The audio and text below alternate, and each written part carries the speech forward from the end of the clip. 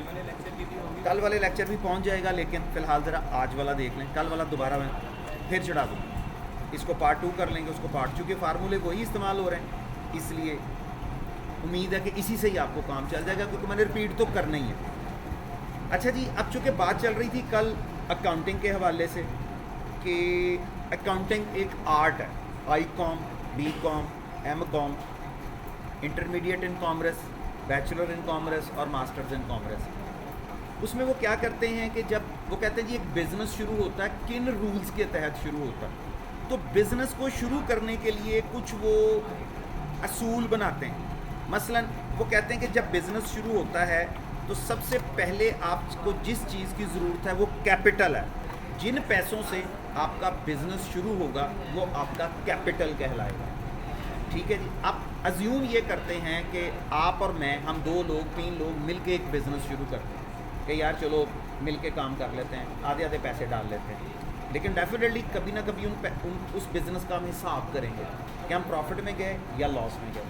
तो profit and loss निकालने के लिए आपको पहले ये याद करना है, ये जहन में रखना है कि जो बिज़नेस आप शुरू कर रहे हैं, उस बिज़नेस को शुरू करने के लिए आपने कैपिटल कितना इन्वेस्ट किया। अगर आप कैपिटल तक नहीं पहुंच सकते, इसका मतलब है आप प्रॉफिट लॉस तक नहीं पहुंच सकते। अच्छा जी, कैपिटल के बाद कुछ चीज़ें आपको और जाननी है, और वो हैं जी आपके एसेट्स। एसेट्स क्या होते हैं? असासे। एसेट्स 2 किस्म के होंगे, एक आपके होंगे फिक्स्ड एसेट्स और एक आपके होंगे जी करंट एसेट्स। इनमें क्या फ़र्क है? वो कहते हैं कि जो एसेट्स कैश में, या यूं कह लें कि जो पक्की चीज़ खरीद ली, आसान अल्फाज में समझा देता हूँ, वो आपका फिक्स एसेट है। ठीक है जी। यानी आपने एक बिज़नेस शुरू किया, आपने जगह खरीद ली, उस जगह के बिल्डिंग कंस्ट्रक्ट कर ली, माल ले जाने के लिए गाड़ी खरीद ली, हमने ये मतलब एक कंप्यूटर शॉप बनाते हैं, अब मेज़, कुर्सी, पंखा, ये सारी चीज़ें फिक्स एसेट्स। मोबाइलों की दुकान बनाते हैं, या दुकान खरीदेंगे या एडवांस देंगे, पेंट कराएंगे, शीशे लगाएंगे, रैक लगवाएंगे, एसी लगवाएंगे, पंखे लाइटें लगवाएंगे, ये सारे फिक्स एसेट हैं, क्योंकि ये आप बेचने के लिए नहीं लगा रहे, लेकिन एसेट तो हैं आपके।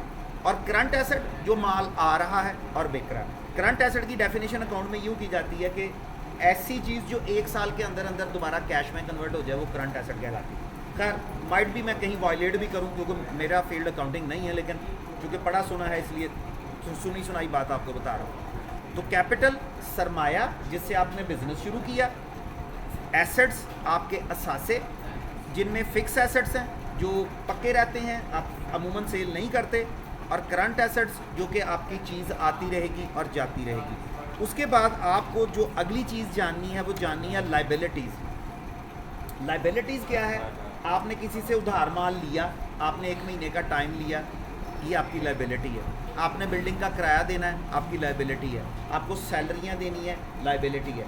आपको दीगर जो खर्चे करने हैं कहीं भी, वो आपकी, यानी किसी से वादा कर लिया कि जी मैं ये पैसे आपको दूंगा, वो आपकी लाइबिलिटीज़ हैं। इसके बाद ज़ाहिर है कि आपको अपने एक्सपेंस भी नोट करना है, और फिर जाके आप इसके प्रॉफिट और लॉस पे जाते हैं कि आपने जो बिज़नेस शुरू किया इसमें आपको प्रॉफिट हुआ या लॉस हुआ। और वो अकाउंटिंग की तारीफ ये करता है कि ये स्टार्ट टू एंड है।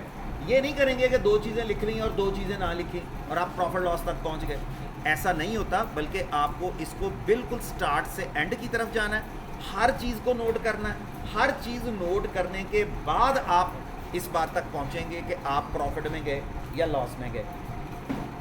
अब सर ये सारी चीज़ें प्रॉफिट लॉस कैसे चलते हैं? अब ये मैनुअल अकाउंटिंग में ये एंट्रियाँ। अच्छा, एक और चीज़, इनवॉइस किसे कहते हैं? क्या कोई बता सकता है? नहीं सर आप नहीं, ये बताएंगे, आपको तो पता है सारा। इनवॉइस, इनवॉइस दुकानदार से चीज़ खरीदते हैं, हम उसे कहते हैं भाई बिल दे दो। वो जो बिल आपको दे रहा है ना, जिसके ऊपर सारी चीज़ें लिखी हुई हैं, ये चीज़ इतनी मिकदार में, ये इतनी मिकदार में, इसका ये रेट, इसकी ये तादाद, इसकी ये तादाद, ये सारी की सारी आपकी इनवॉइसेज होती हैं। ठीक है जी। तो अकाउंटिंग क्या करती है? पहले बनाती है इनवॉइस। और आप जानते हैं जब अक्सर दुकानदारों के पास जाते हैं तो डुप्लीकेट बिल होते हैं, यानी वो एक बिल आपको फाड़ देता है, एक बिल उसके पास नीचे कार्बन कॉपी की सूरत में मौजूद होता है। इनवाइस से ये लोग डालते हैं इसको जनरल जॉनरल में, जनरल जॉनरल से ये इसको डालते हैं जनरल लेजर में, और जनरल लेजर से जो उसका अफेक्ट है वो ट्रायल बैलेंस तक जाता है। लेकिन हम जनरल जॉनरल को यहाँ पे स्किप करते हैं, हम यहाँ पे सिर्फ दो चीज़ें बनाते हैं। एक हम बनाएंगे यहाँ पे जनरल लेजर, ठीक है जी, और दूसरे नंबर पे हम यहाँ पे बनाएंगे sir trial balance, trial balance.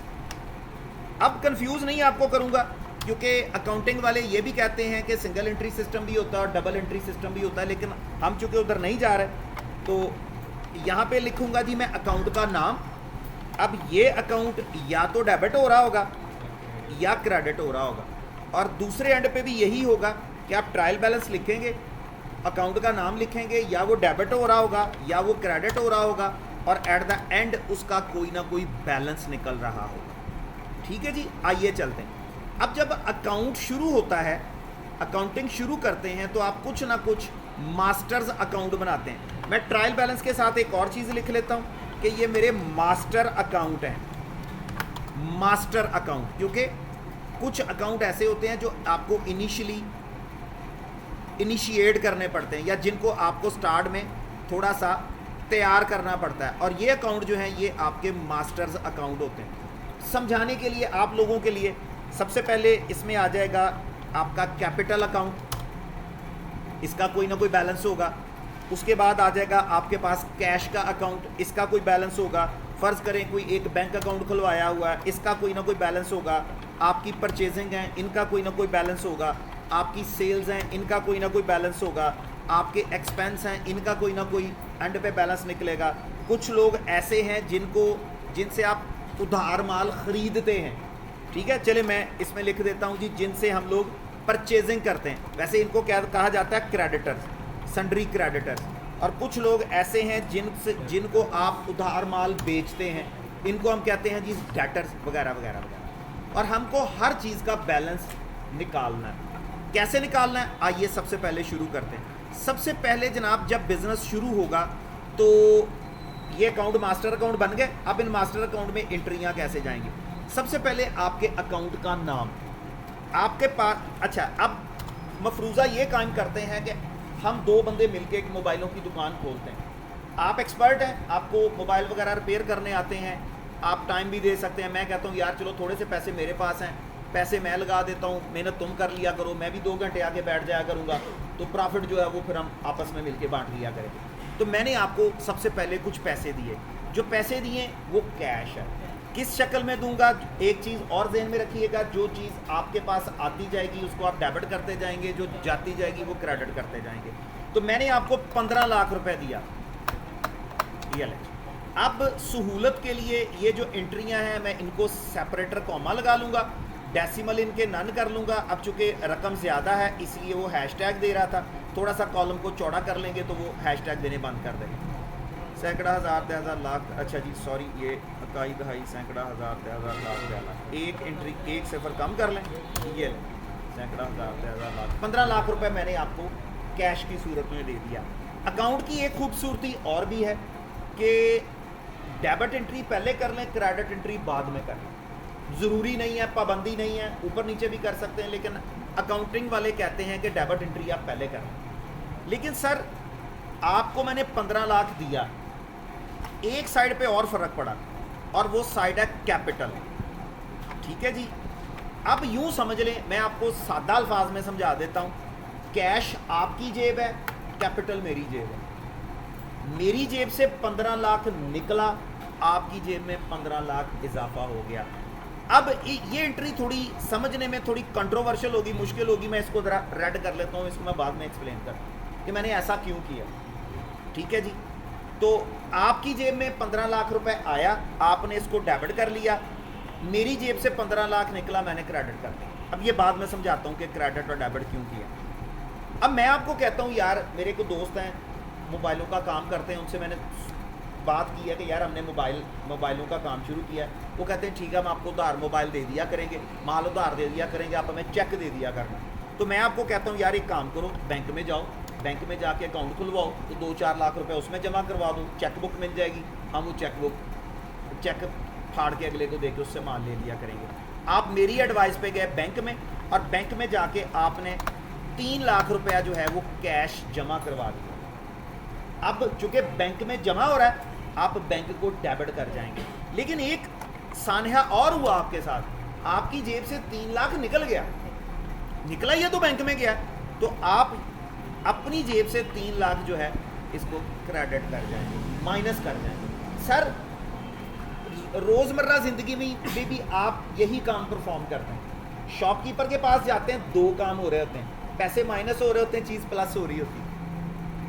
रोज़मर्रा ज़िंदगी में कुछ भी खरीदने चले जाएं, अब माउस लेने चले जाएं, सब्ज़ी लेने चले जाएं, फ्रूट लेने चले जाएं, मीट लेने चले जाएं, ग्रोसरी लेने चले जाएं, 2 काम हो रहे हैं, पैसे माइनस हो रहे हैं, चीज़ जमा हो रही, और वो चीज़ ख़राब निकलती है। अब वापस जाते हैं भाई, उसके ऊपर बिल के ऊपर लिखा हुआ है, कोई मेडिसिन ली, ख़राब निकली, एक्सपायर निकली, आपको नहीं चाहिए, उन्होंने लिखा होता है कि आप ये चीज़ बिल के साथ 15 दिन के अंदर अंदर वापस कर सकते हैं। अब वापस करने जाते हैं, अब एंट्री रिवर्स होती है। रिवर्स होने से मुराद ये चीज़ माइनस हो गई, पैसे आपके पास वापस आ गए। यानी जब चीज़ परचेज़ की, आपकी जेब से, आपके पर्स से पैसे माइनस हुए और चीज़ आपके पास प्लस हुई। लेकिन जब आप चीज़ वापस करके आएंगे, चीज़ माइनस हो जाएगी, पैसे वापस प्लस हो जाएंगे। तो सर 2-3 एंट्रियाँ और आगे जाएंगी, इंशाल्लाह आपको ये समझ आ जाएगी। अभी शायद आपको थोड़ी कम्प्लेक्स लगे। तो मेरे कहने पर आपने HBL में एक अकाउंट खुलवाया और 3 लाख रुपए आपने उस बैंक में डिपॉजिट कर दिया, लेकिन ज़ाहिर है सर वो 3 लाख रुपए आपकी जेब से माइनस हो गया। अब हम जुमा आ गया, फैसलाबाद बंद है, लाहौर खुला है, हम क्या करते हैं, हम चले जाते हैं लाहौर जाके हम करते हैं जी परचेजिंग। फ़र्ज़ करें मैंने सर 4 लाख रुपए की परचेजिंग की लाहौर से, और ये परचेजिंग भी कैश पे थी। अब परचेजिंग आपकी डेबिट हो जाएगी, लेकिन सर आपने वहाँ कैश पे किया, कैश आपका क्रेडिट हो जाएगा, आपकी जेब से 4 लाख रुपए निकल गया। बिफोर दैट कि हम आगे चलें, ज़रा मैं थोड़ा जूम आउट कर लेता हूँ क्योंकि मुझे रेंजेस देनी है, तो सॉरी ज़्यादा ही माइनस हो गया। रेंजेस देनी है, तो रेंजेस देने की वजह से हम इसको थोड़ा सा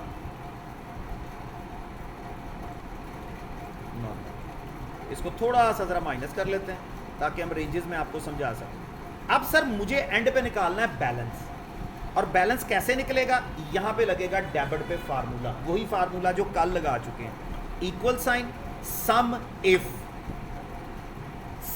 इफ 3 चीज़ें। सबसे पहले कह रहा है जी आपने मुझे रेंज बतानी है। सर ये वो रेंज है जिसको हम चेक करेंगे, मैं 14 तक या 13 तक चलें दे देता हूँ, 13 तक या 14 तक, ये रेंज है जिसको तुमने चेक करना है। और F4 अब मुझे नहीं बताने की ज़रूरत कि आपको F4 करना है ताकि ये स्टैटिक हो जाए, कॉमा क्राइटेरिया। वो कहता है ये जो आपने मुझे ब्लू कलर की रेंज दी है, आप बताएंगे इसमें से ढूंढने क्या जा रहे हो, कैपिटल कॉमा सम रेंज। कहता है मुझे मिल गया, कैपिटल 1 दफ़ा या 2 दफ़ा आया। अब चूंकि फार्मूला डेबिट के नीचे लग रहा है, इसलिए अगर ये कैपिटल डेबिट हुआ है F4 ये जमा करके मुझे बता दो। लेकिन सर ये डेबिट नहीं हुआ क्योंकि अभी तक ये अमाउंट जो है ये डेबिट नहीं हुई, इसलिए उसने फ़िलहाल 0 रखा। ठीक है, कोई मसला नहीं। आगे चलते हैं जी, अगले नंबर पे आ गया credit, equal sign sum if. वो कहता है जी रेंज बताएं, वही रेंज जो मैं पहले बता चुका हूँ, यहाँ से लेके यहाँ तक 13 तक, F4 कॉमा क्या तलाश कर रहे हो, कैपिटल कॉमा। अब फार्मूला चूँकि क्रेडिट के नीचे लग रहा है इसलिए ये क्रेडिट और F4 और ब्रैकेट बंद। बैलेंस क्या होता है आपका, डेबिट माइनस आपका क्रेडिट। लेकिन ये बदतमीज आदमी इसको निकाल रहा है माइनस में, और कभी कभी अकाउंटिंग माइनस में नहीं होती। क्यों नहीं होती, मैं वजह बता देता हूं आपको। यार लॉजिक के साथ चलें, लॉजिक के बगैर क्यों चलें। सर ये है स्टॉक और ये है पेमेंट। मैं आपसे माल लेता हूं, आपने मुझे माल दिया सर 8,000 रुपए का, मैंने आपको पे किया 5,000 रुपया। अब डेफिनेटली यहां पे निकलेगा बैलेंस। कैसे बैलेंस निकलेगा, जितने का स्टॉक है माइनस जितनी मैंने पेमेंट की। अब 3,000 मैंने आपका देना है, लेकिन काम हो गया उलट। काम ये हुआ कि मैंने आपको 15,000 रुपये की पेमेंट एडवांस दे दी, लेकिन जब माल लेने आया तो माल निकला गोदाम से 8,000 का। अब मैं कहता हूँ यार बाकी पैसे रख लो, कल माल आएगा कल दे देना। अब सर ये माइनस नहीं है, ये आपकी तरफ ज्यादा चला गया, क्योंकि अगर मैंने 8 में से 5 दिया तो मैं आपका 3000 का देनदार हूं, लेकिन मैंने आपको 15000 दिया था, माल आपने मुझे 8000 दिया, अब आप मेरे 7000 के देनदार हैं। ये माइनस नहीं है। तो चूंकि ये माइनस नहीं है, ये माइनस में शो क्यों करता है? इसके लिए आप होम में आए, ये जनरल लिखा हुआ है, जनरल पे क्लिक करें। ये सर आपको पहले भी 1-2 शक्लों में ये करवा चुके होंगे, खास तौर पर डेट और टाइम के मामला में। मोर नंबर फॉर्मेट में चले जाए, मोर नंबर फॉर्मेट, और यहाँ जनरल के बाद दूसरे नंबर पे नंबर लिखा हुआ है। वो कहता है ये नंबर है, मैं कहता हूँ हाँ। डेसिमल देने हैं, ज़रूरत नहीं है। 1000 सेपरेटर लगाना है, लगा दो। खैर ये तो फॉर्मेलिटी थी। कहता है नेगेटिव नंबर्स को कैसे ट्रीट करूँ? एक तरीका तो ये है कि नेगेटिव नंबर के साथ नेगेटिव लगा दो। तीसरी क्लास से पढ़ते आए हैं कि जिसके साथ कोई सिंबल नहीं होता उसके साथ प्लस होता है। प्लस अंडरस्टूड होता है, लगाएं ना लगाएं एक ही बात है। मल्टीप्लाई माइनस आपको लगाना पड़ता है। वो कहता है जी माइनस, मैं कहता हूँ नहीं माइनस ना करो, रेड कलर में लिख दो, या ब्रैकेट में लिख दो, या ब्रैकेट में भी लिखो, रेड कलर में भी लिखो। ओके करें। अब ये देखें, अब रेड कलर में इंडिकेट कर रहा है कि ये मेरे आपकी तरफ ज़्यादा चले गए, लेकिन आप क्या करते हैं, आप मुझे 20,000 का माल दे देते, अब 5 मेरी तरफ रह गया। तो कभी कभी अकाउंटिंग माइनस में नहीं होती, ये दूसरा एंड होता है कि जी आप देनदार हैं, तो आपने सर ये 1.5 लाख रुपए मेरा देना है, 15 लाख रुपए मेरा देना है, क्योंकि आपने मुझसे लिया। तो इसके लिए भी हम यही करेंगे कि आप इसको मोर नंबर फॉर्मेट में जाएंगे, नंबर में जाके डेसिमल प्लेसेस रहने दें, 1000 सेपरेटर लगा दें, और इसको या ब्रैकेट में ले लें या माइनस में ले लें, या जैसे आपका दिल करता है ये लें। अब आप इस फार्मूले को भी कॉपी कर लें नीचे, आप इस फार्मूले को भी नीचे कॉपी कर लें, और आप इस फार्मूले को भी नीचे कॉपी कर लें। ये सर मैंने आपको दिया 15 लाख, 1 महीना गुजर गया, हिसाब ना कर लें 15 लाख का? भाजी कर लो। कितने पैसे पड़े हैं तुम्हारे पास? 8 लाख। बाकी कहाँ गए? 3 लाख बैंक में पड़ा, 11, 4 लाख रुपए की परचेजिंग कर ली, 15। अब ये जो हमने परचेजिंग की है, अनफॉर्चुनेटली इसमें से कुछ माल खराब निकल आया, दुकानदार से बात की, कहता जी वापस भेज दे। अब जब आपने परचेजिंग की थी तो जो स्टॉक था वो डेबिट हुआ था और कैश क्रेडिट हुआ था, यानी आप यूं कह लें कि जो 4 लाख का माल है वो आया था और 4 लाख रुपया गया था। तो जो चीज़ आ गई थी वो आपने डेबिट कर ली, जो चीज़ माइनस हो गई थी वो आपने क्रेडिट कर ली। अब उलट चलेगा, उलट क्या चलेगा? अब कैश आपके पास वापस आएगा और जो परचेजिंग है वो आपकी क्रेडिट होगी। 50,000 का माल, उसने कहा यार माल तो नहीं है और जो चीज़ ख़राब निकल आई है ये वापस दे दो या वेट कर लो कुछ दिन। हम कहते हैं नहीं यार हम मार्केट से ले लेते हैं, तो हमें पैसे ही वापस दे दो। तो वो आपको 50,000 रुपया वापस कर रहा है, तो आप उसके अगेंस्ट 50,000 रुपये का माल वापस कर रहे हैं। तो जब माल आया था तो माल जमा हुआ था, अब माल गया है तो माल माइनस हो गया। जब माल ख़रीदा था तो पैसे माइनस हुए थे, अब पैसे वापस आ रहे हैं। अब ज़रा बैठ के वो उसी 15 लाख का हिसाब करें। 8.5 लाख रुपए का आपके पास स्टॉक है, 3.5 लाख रुपए का 8.5 लाख रुपए आपके पास कैश है, 3.5 लाख रुपए की आपके पास परचेजिंग है, स्टॉक है। कितना? हमने तो 4 की खरीदी थी। वो कहता है जी 50 की माइनस कर दी, तो आपके पास अब 3.5 लाख का माल है, तो 8.5 और 3.5 12 हो गया, और 3 लाख रुपए आपके पास बैंक में पड़ा हुआ। ठीक है जी। अब ज़रा उस एंट्री की तरफ आए जो मैंने रेड की थी, कि ऐसा आपने क्यों किया। ऐसा इसलिए किया कि जब मैंने आपको पैसे दिए तो आपकी जेब बड़ी, मेरी जेब कम हो गई। अब मैं आपसे एक रिक्वेस्ट करता हूँ कि यार मेरे घर में कोई मसला है, को मेरा हमसाया, को मेरा ताया चाचा बीमार है, मुझे यार थोड़े से पैसों की ज़रूरत, पैसे तो मेरे ही हैं। मैं कहता हूँ यार इस तरह करो, मुझे थोड़े से पैसे दे दो। अब आप ज़बानी नहीं देंगे, आप सिस्टम में से गुजार के देंगे, वरना 6 महीने बाद मैं कहूँगा केड़े पैसे, मैं केड़े ले। तो सिस्टम, मैंने आपको बताया अकाउंटिंग स्टार्ट टू एंड हर चीज़ को नोट करने का नाम है। अब आप क्या करेंगे? अब सर एक बात याद रखिएगा, क्या जब मैंने आपको पैसे दिए थे तो कैश डेबिट हुआ था, यानी आपके पास कैश आया था। अब आप मुझे पैसे देंगे, आपकी जेब माइनस होगी। मैं कितने पैसे ले रहा हूं आपसे? मैं 2 लाख रुपए ले रहा हूं आपसे। लेकिन अब इस 2 लाख के अगेंस्ट क्या करेंगे? आपका कैपिटल जो है, आपकी जिम्मेदारी सर कम हो जाएगी। कितनी कम हो जाएगी? ये 2 लाख रुपए। अब आप कितने देनदार हैं मेरे? 13 लाख। क्यों? मैंने आपको 15 दिया था, 2 मैंने आपसे वापस ले लिया। अब अगर मैं यहां ये एंट्री ना करता तो फिर इसका मतलब है यहां भी नहीं करनी थी। तो आप तो मेरे हिसाब में 15 लाख ही दे रहे हैं ना। तो सर जब मैंने आपको पैसे दिए तो 15 लाख आपकी जेब में चला गया। जब आपने मुझे पैसे वापस किए आपकी जेब से 2 लाख माइनस हो गया। जब मैंने आपको पैसे दिए थे तो मेरी जेब माइनस हुई थी। जब आपने मुझे पैसे दिए मेरी जेब प्लस हो गई। जब आपने बैंक में पैसे जमा करवाए तो बैंक डेबिट हो गया क्योंकि बैंक में इजाफा हो गया, लेकिन आपकी जेब माइनस हो गई थी। अच्छा, अब आपके पास स्टॉक कितना पड़ा जी? अब आपके पास कैश कितना पड़ा है? आपके पास कैश पड़ा जी 6.5 लाख। मैं पूछता हूँ, क्योंकि अब हम हिसाब करेंगे 13 लाख रुपए का।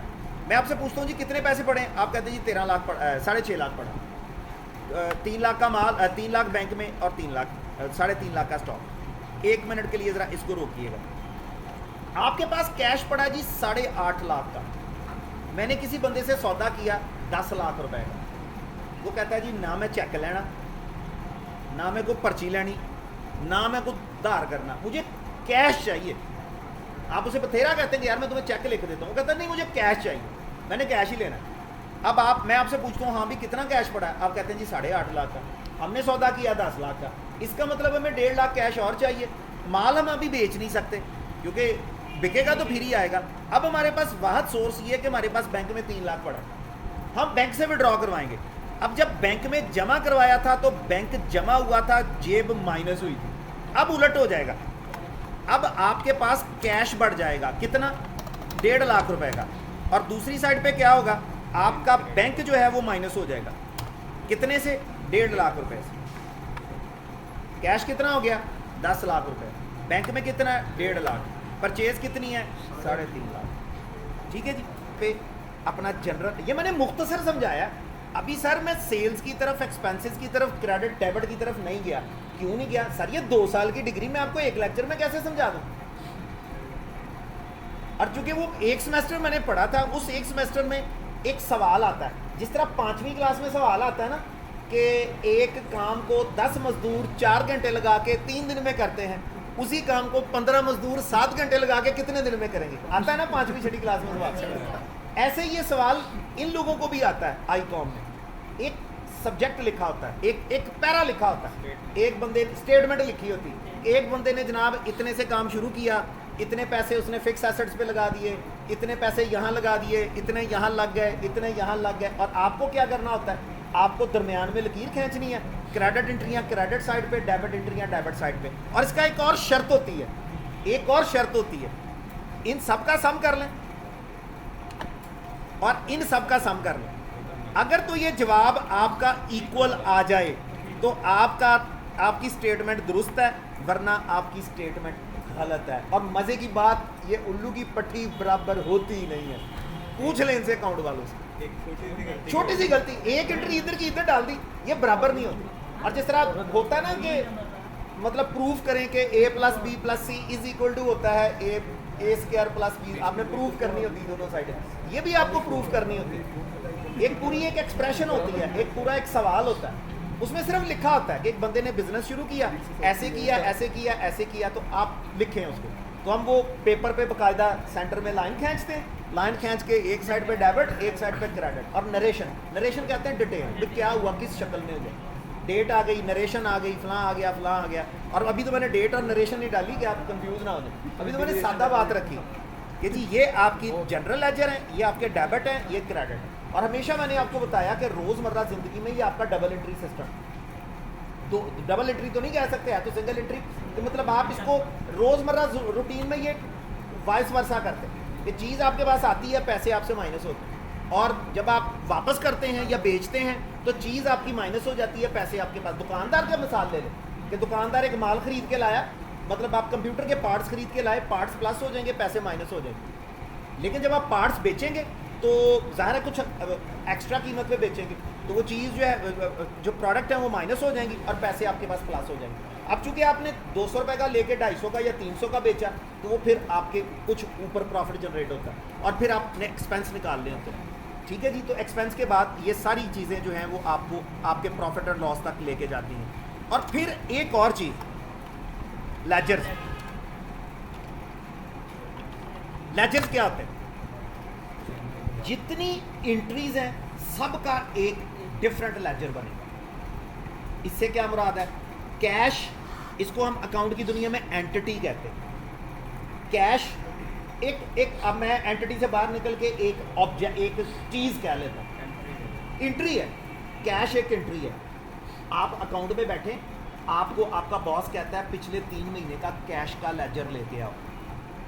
इससे ये मुराद ये है आज की डेट से लेके पिछले 3 महीने तक किन किन शक्लों में कैश आया, किन किन शक्लों में कैश गया, लेजर है। इसे क्या कहेंगे? कैश का लेजर। आपका बैंक के साथ रफड़ पड़ जाता है, वैसे पड़ता नहीं है क्योंकि सिस्टमैटिक का सारा तरीका, लेकिन फिर भी कोई एंट्री आगे पीछे हो जाती है। मेरा इधर फटा पड़ गया बैंक वालों के साथ। फटा क्या पड़ गया जी? एटीएम कार्ड के पैसे 2 दफा काट लिए। 1280 रुपए एटीएम कार्ड के चार्जेस हैं, 250 रुपये उसके ऊपर टैक्स कटता है, 1500 रुपये 1.5 महीने के वक्फे से 2 दफा काट लिए। अब चूंकि मैसेज SMS आते हैं, ईमेल्स आती हैं, तो मैं अचानक ही नजर आया कि हालांकि ऐसी गलती होती नहीं है, लेकिन सर इंसान है ना दूसरे एंड पे बैठा, तो एक पैसे 2 दफा काट लिए। मैं अगले दिन बैंक गया, मैं कि सर लुटना शुरू कर देता लोगों, क्यों है जी? मैं कि सर ये पैसे, तो कहता है यार सब पॉसिबल नहीं। मैं कि जी मेरा अकाउंट खोल लें। उसने अकाउंट नंबर डाला और वाकई एंट्री 2 दफा लिखी हुई, एक एंट्री 2 दफा चढ़ गई। ऐसा हो सकता है, लेकिन सिस्टमैटिक है, ऐसा कम होता है, लेकिन फिर भी प्रॉब्लम्स आती है। तो आपका बैंक के साथ डिस्प्यूट होता है, आप अपने अकाउंटेंट को कहते हैं, जिस भी बैंक में आपका अकाउंट है, यार बैंक का लेजर लेके आओ। अब बैंक के लेजर से मुराद HPL का लेजर लेके आओ। HPL के लेजर से मुराद ये है कि उस बैंक के साथ जो भी लेन देन हुआ सारा एक पेज पे आ जाएगा।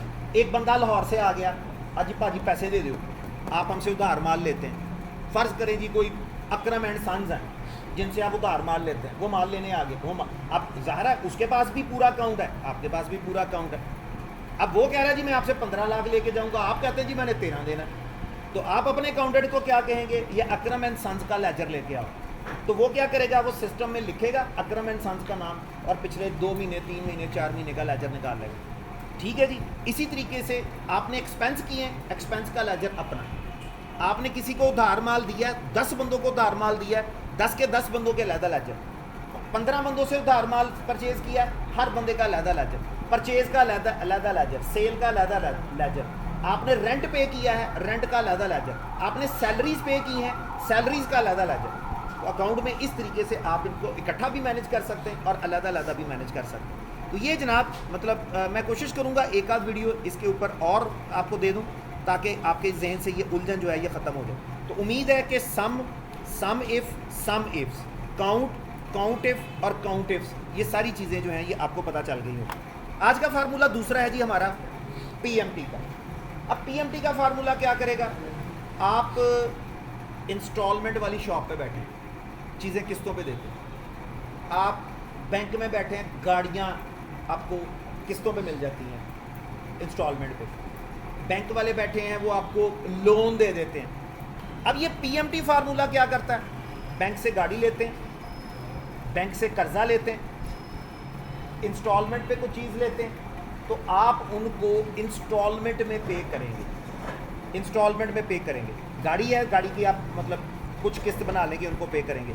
तो रिकॉर्डिंग में दोबारा आ जाए कि अगर आप इंश्योरेंस वाली दुकान पे बैठे, आप ये किस्तों वाली दुकान, वो कहते हैं जी आप 40,000 का मोबाइल है, हम आपको 60,000 का देंगे, आपने साल में या 1.5 साल में किस्तें देनी। आपको ये आसानी है कि ठीक है यार 3-3 हज़ार रुपये महीने का करके दे जाऊँगा, कौन सा मैंने ज़्यादा पैसे देने। तो ये PMT फार्मूला गाड़ी वगैरह। अच्छा क्या करेंगे जी इसके लिए?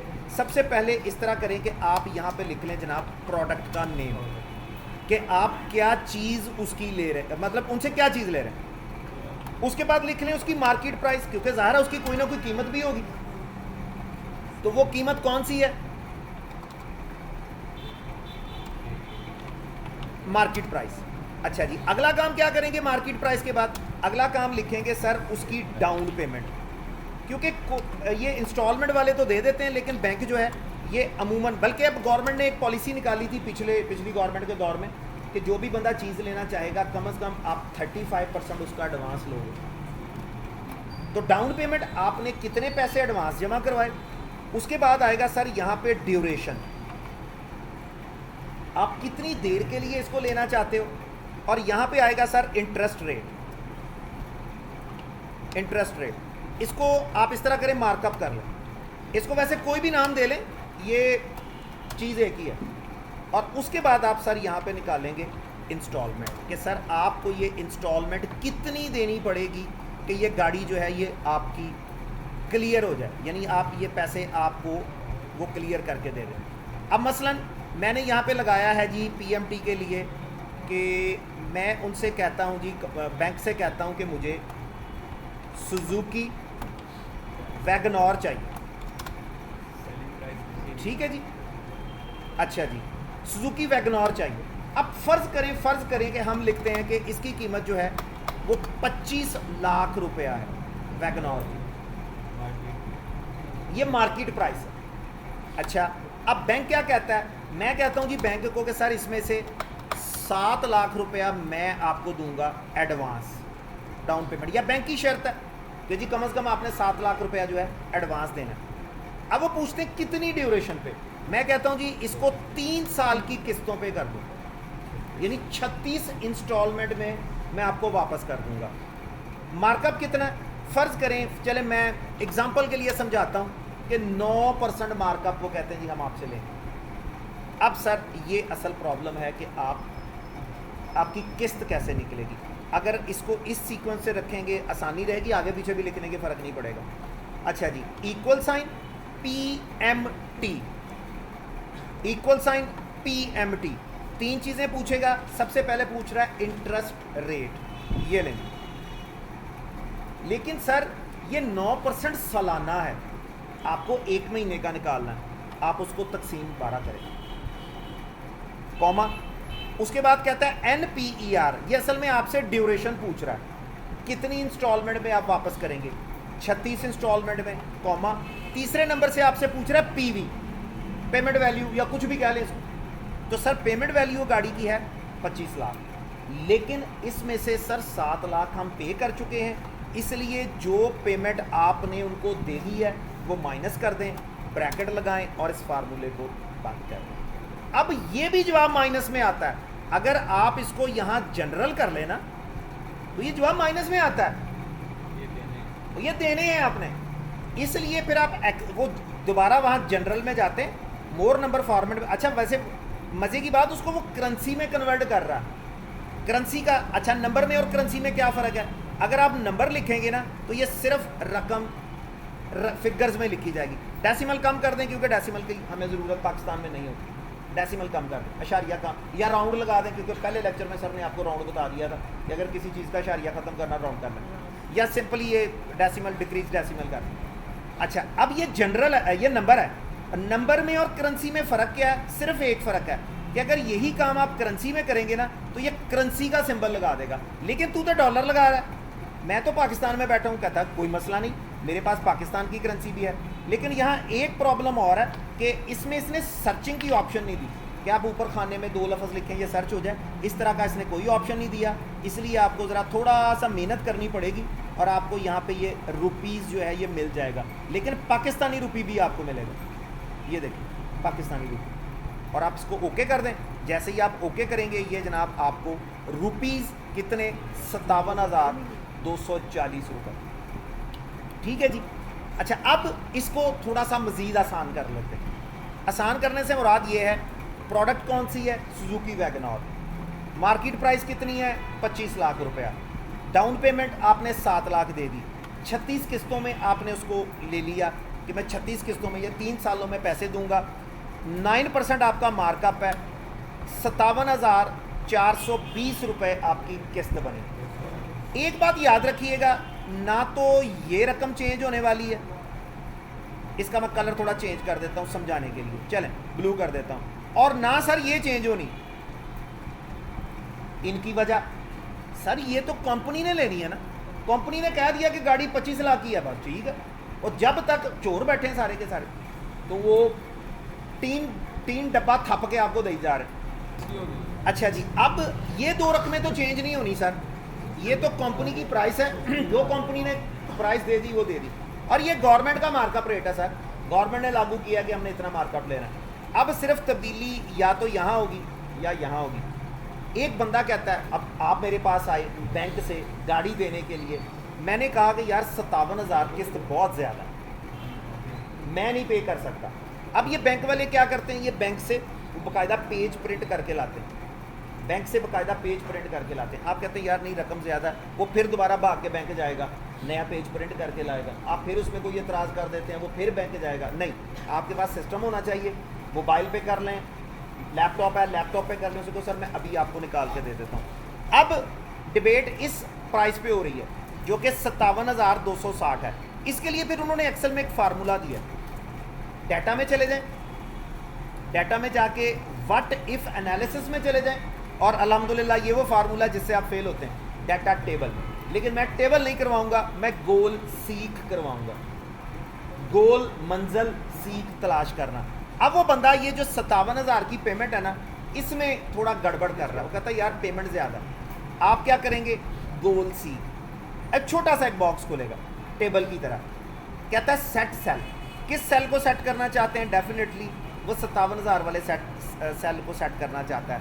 टू वैल्यू किस पे सेट करना चाहता है, वो कहता है यार अगर ये किस्त 45,000 कर दो ना तो मेरे लिए आसानी, लेकिन एक शर्त है, ये गलती नहीं करनी है, मैं बता रहा हूँ बच्चे फिर गलती करेंगे, ये 45,000 ब्रैकेट में लिखो, बस ये इस फार्मूले का ट्रिक है।